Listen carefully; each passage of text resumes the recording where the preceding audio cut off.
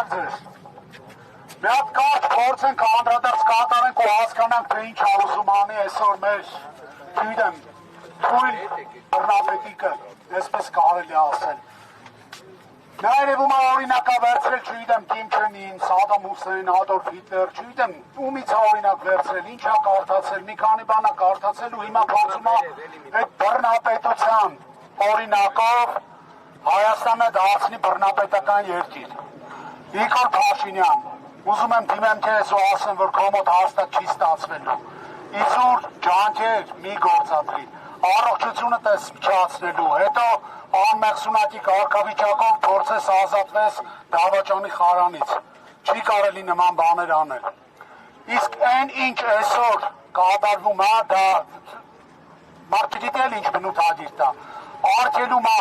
մի մարդու անուն, ով իր ամբողջ կյանքում նվիրված է եղել հայ ժողովրդին ու Հայաստանին, որ այդ անունը չլինի ընտրաթերթիկի վրա, որ այդ անունը չլինի դաշինքի անվան մեջ։ Ժողովուրդ ջան, մի բան ուզում եմ ես, որ հստակ հասկանանք բոլորս, որ անունը չլինելը չի նշանակում, որ ուժեղ Հայաստանը չի մասնակցելու ընտրություններին։ Մենք մասնակցելու ենք ու այս իշխանություններին մնացել է ամենաշատը մինչև հունիսի 7-ը, ոչ ավել։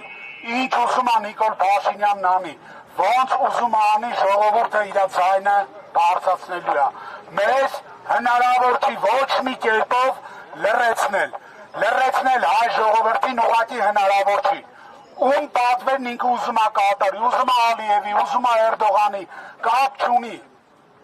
Այս վերջերս Ալեն Սիմոնյանը, եթե չեմ սխալվում, հայտարարեց, թե Ադրբեջանը Հայաստանի անվտանգության երաշխավորն է։ Ես անդրադարձել էի սրան, մեկ անգամ ևս ուզում եմ անդրադառնալ, որ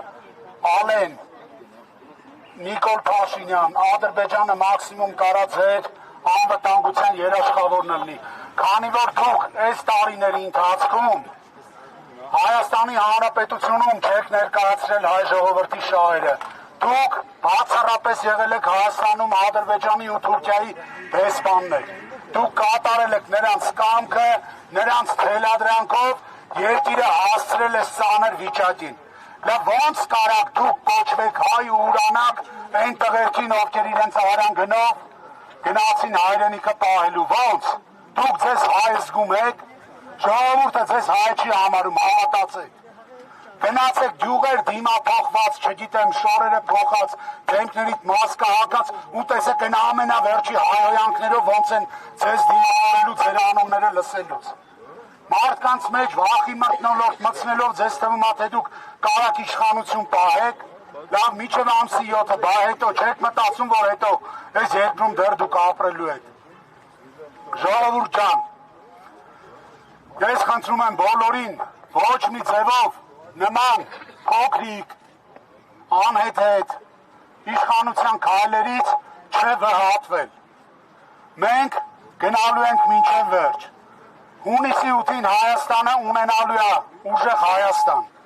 Հունիսի 8-ից Հայաստանն ունենալու է ուժեղ առաջնորդ։ Ու այդ առաջնորդի անունը ինչքան էլ արգելեն ընտրաթերթիկի վրա գրելուց, առաջնորդի անունն է Սամվել Կարապետյան։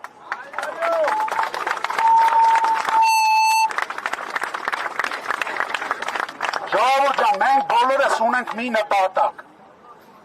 ապրել ուժեղ, անվտանգ երկրում։ Տեսեք, վերջի օրերին նորից էլի այս իշխանության վերնախավը մի հետաքրքիր թեզա շրջանառության մեջ դրել, թե մեզ երաշխավորներ պետք չեն Ադրբեջանի հետ խաղաղություն հաստատելու մեջ։ Բերեք մի պարզ օրինակ բերենք։ Ինձ թվում է մեր հայրենակիցների մեծ մասը գործ ա ունեցել բանկերի հետ եւ վարկա վերցրել։ Կա չէ տենց բան։ Այդ ոնց է բանկում վարկ վերցնելու ժամանակ, երբ որ քո աշխատավարձը չի երիքում, բանկը երաշխավոր է պահանջում, բայց Հայաստանում թշնամու հետ խաղաղության պայմանագիր կնքելուց երաշխավոր պետք չի։ Այդ ոնց ալնում, կարող ես թակարդա հերթական, որ հայ ժողովրդին էլի ուզում եք գցեք մեջը, Դե նենց արեք, որ մարդիկ է ժողովուրդը առանց երաշխիքի բանկերից էլ փող վերցնեն, թե փողը ավելի թանկական մարդկային կյանքերը, թե փողը ավելի թանկական մեր հայրենիքի ամեն մի սանտիմետր հողը։ Այս մարդիկ սրբություն չունեն, այս մարդիկ արժեք ընդհանրապես չունեն։ Ես այս վերջի ժամանակները փորձում էի գտնել մի բան, որ 18 թվականից մինչ օրս Նիկոլ Փաշինյանը խոստացելու արելա, տենց բան չգտա, որ 100%-ով այդ մարդը արելա, ամբողջ կյանքը այս մարդը մենակ խաբելա, պառակտելա, սադրելա, ընտանիքները քայքայել, երբ որ երկու աղբեր, հեր, մեր, ծնող, իրար հետ դարել են թշնամի, այս մարդը իրավունք չունի, թեկուզ մեկ օր ավել լինի Հայաստանի Հանրապետության ղեկավար, այս մարդը հայ շահը չի ներկայացնում ոչ մի տեղ։ Նույնիսկ նկատել եք այս վերջի ժամանակներս Հայաստանի սահմաններից դուրս, որ այցա ունենում կամ ունենում ընդհանրապես, կամ ոնց են դիմավորում։ Մարդիկ գնում են Վրաստան, մեր հարևան երկրի ղեկավարը հանդիպում է Վրաստանի նախագահի հետ, այս մեր մի հոգավորը գնում է հանդեպ թմբուկ է նվագում։ Լավ լուրջ է այդ ամեն ինչը։ Լավ լուրջ ժողովուրդ դուք ուզում եք սենց խեղկատակ երկրի ղեկավար ունենաք, որ աշխարհի ծայրից Ամերիկայից մինչև Ավստրալիա ծիծաղում են վրեն։ Ծիծաղում են բառի բուն իմաստով։ Թե ժողովուրդը, թե այն մարդիկ, ովքեր ճանաչում են, թե այն մարդիկ, ովքեր քաղաքականությամբ են զբաղվում։ Այս մարդը քաղաքականության հետ կապ չունի։ Այս մարդը մեր երկրում է ուղղակի Ադրբեջանի ու Թուրքիայի շահը սպասարկելու համար։ Ուրիշ ոչ մի բան։ Ու վախենալով իր աթոռը կորցնելուց, վախենալով ուժեղ Հայաստան Սամվել Կարապետյանի հետ դաշինքի օրեցօր ավելացող համակիրներից փորձում է դաշինքի անվանման մեջից Սամվել Կարապետյան անունը հանի։ Ընկեր, եթե դու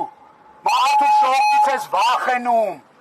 բայց երկրից որ դուրս ես գնում, ոնց այդ ժամանակ քո վիճակը։ Չէ ժողովուրդ ջան, մենք հստակ, վստահաբար մենք պետք է մեր ընտրությունը ամսի 7-ին ճիշտ կատարենք։ Մենք պետք է մեր ձայնը տանք այն քաղաքական ուժին, որ այս երկիրը կուժեղացնի, որը կամրացնի մեր սահմանները ու որը կապահովի Հայաստանի Հանրապետության համար բարեկեցիկ կյանք։